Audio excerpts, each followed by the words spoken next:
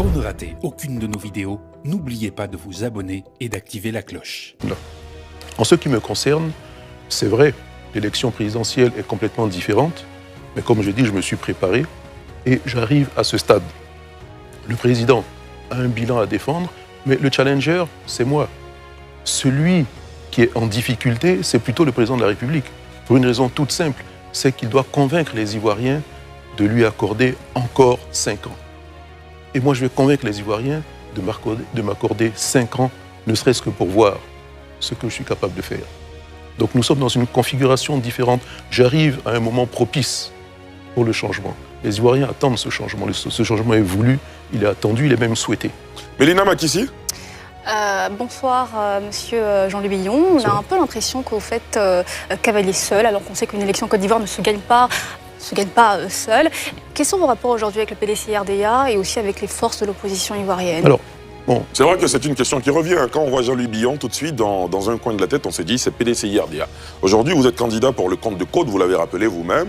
C'est quoi vos rapports aujourd'hui? Alors, justement, vous l'avez dit, vous avez vu tous les cadres du PDCI qui m'accompagnent. Vous avez vu les cadres qui m'ont attendu, qui m'ont fait la surprise même de m'attendre au niveau de la CEI pour m'accompagner, la jeunesse du PDCI et tout ça. Pour obtenir mes parrainages, ce sont des cadres du PDCI qui étaient là sur le terrain, dans les 20 régions que j'ai choisies. Ils se sont impliqués et ils m'ont permis d'avoir les parrainages. Donc je ne suis pas seul, il ne faut pas croire. Je ne peux pas arriver à ce stade-là en étant seul. Bien au contraire, je suis accompagné, je suis soutenu et c'est ce qui me porte. Et qu'en est-il de vos rapports avec les forces de l'opposition ivoirienne?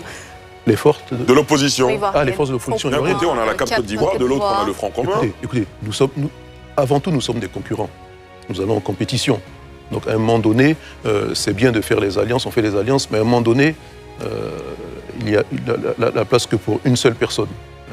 Donc, on peut avoir des alliances électoralistes pour la conquête du pouvoir, mais ça arrivera à un moment donné, on discute. Je n'ai pas de problème avec l'opposition ivoirienne, je n'ai pas de problème avec qui que ce soit en Côte d'Ivoire. Je pense que nous avons eu suffisamment de crises comme ça pour rester dans les problèmes. Je reste dans la logique démocratique, faire une campagne extrêmement fair-play. Et vous savez, j'ai vécu la crise ivoirienne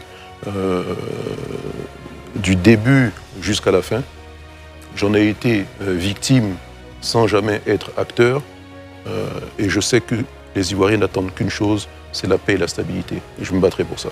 Docteur Adjelou. Monsieur le ministre, bonsoir. Bonsoir.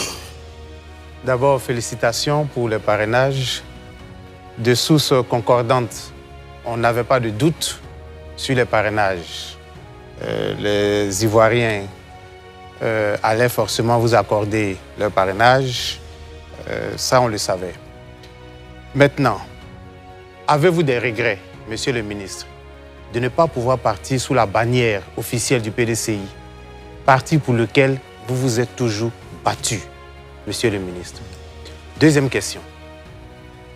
Êtes-vous toujours un militant discipliné du PDCI? J'ai dit bien un militant discipliné du PDCI. Les mots ont leur sens, évidemment. Oui. Merci, monsieur le ministre.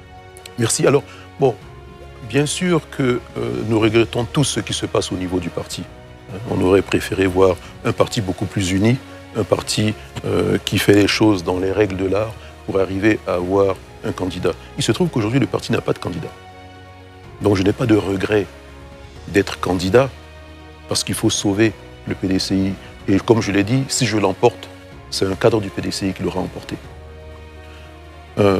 Maintenant, un militant discipliné, oui, je suis militant du PDCI, c'est un parti démocratique. On donne son opinion dans le parti.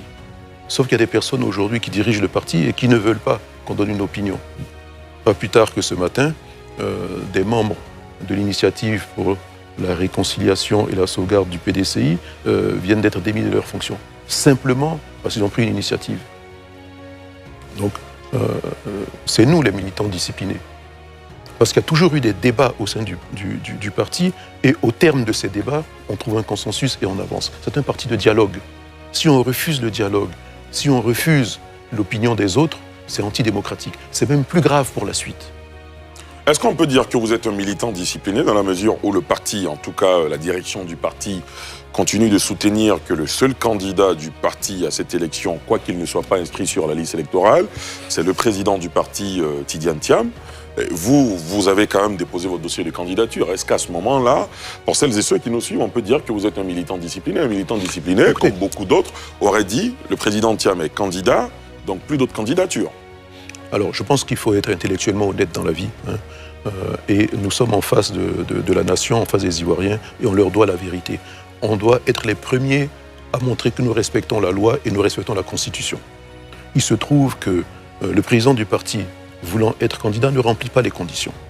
Et moi, je l'avais dit très tôt. J'avais dit très tôt, il ne remplit pas les conditions, il ne pourra pas y arriver. On ne peut pas forcer, on ne peut pas tordre le cou à la Constitution et dire « nous restons candidats quand même ». Il faut rappeler qu'il n'a pas été éliminé par le régime en place, comme on veut le faire croire. Il a été éliminé par une bagarre interne dans le parti.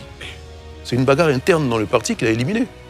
En convoquant les uns et les autres, comme ça se fait encore au Conseil de discipline, eh bien, en se défendant, la vérité est sortie et le président du parti se retrouve éliminé. Bon, on ne va pas faire une exception. On ne peut pas nous dire respectons la Constitution et faire une exception. Il a malheureusement lui-même dit qu'il ne connaissait pas la Constitution et l'article 48. Il fallait le connaître. Docteur, maître de conférence, Regnuma. Merci Ali, monsieur le ministre, bonne arrivée sur le plateau. Merci. Je suis enseignant d'éthique, éthicien, donc je prendrai mon intervention sur un plan éthique. Allez-y. Dans un parti politique, ou quand on appartient à un parti politique, on a très souvent le choix entre les ambitions personnelles et l'intérêt général du parti. J'ai l'impression finalement que vous avez opté pour votre ambition personnelle par rapport à l'intérêt du parti.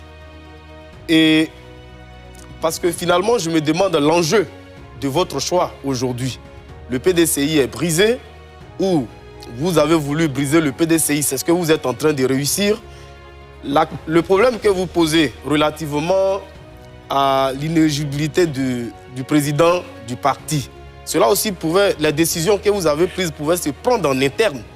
Est-ce que au niveau du PDCI, vous vous êtes assis, vous vous êtes parlé et bon, une décision commune est sortie selon laquelle M. Billon peut aller nous représenter?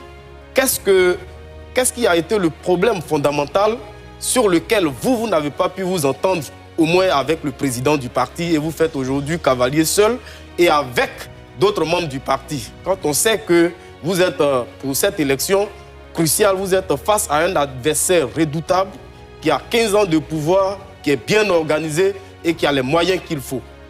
C'est là ma question. Monsieur le ministre, c'est à vous. Est-ce que vous êtes PDCI? Non, je ne suis pas PDCI. Donc, et pourquoi devrais-je avant de poser cette question? Pourquoi je dis ça? Non, pourquoi je dis ça? Parce que vous avez parlé de ce qui se passe au PDCI comme si vous y étiez. Ah, d'accord. Alors que ce n'est pas le cas. Bon, c'est un analyste qui a C'est pour ça, en disant que je détruis le PDCI.